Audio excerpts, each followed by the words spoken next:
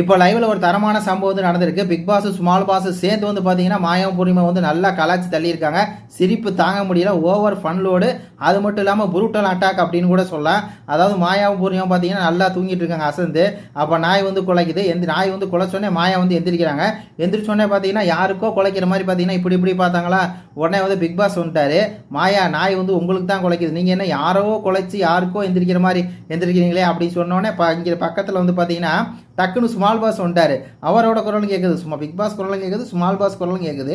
Small pass என்ன சொல்கிறாங்கன்னா, மத்தியானம் பொங்கல், அதான் சாப்பிட்டு நல்லா தூங்குறாங்க அப்படிங்கிற மாதிரி சொன்னோடனே, திருப்பி வந்து பிக் பாஸ் என்ன சொல்கிறாங்கன்னா, பொங்கல் கிடையாது, உருளைக்கிழங்கு ஃப்ரெஞ்ச் ஃப்ரைஸும் சாப்பிட்டு நல்லா தூங்குறாங்க அப்படிங்கிற மாதிரி பார்த்தீங்கன்னா, வேற லெவல் ப்ரூட்டல் அட்டாக், ஒரு காமெடிங்கிற மாதிரி தான் இருக்குது.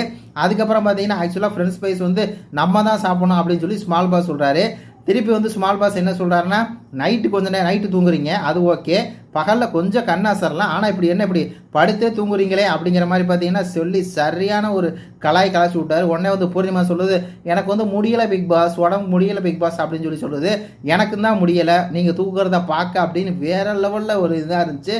அந்த ஒரு 30 செகண்ட் 40 செகண்ட் கான்வர்சேஷன் சூப்பராக இருந்துச்சு அப்படின்னு சொல்லலாம். வேற லெவல் ஆசம்டா அப்படிங்கிற மாதிரி இருந்துச்சு.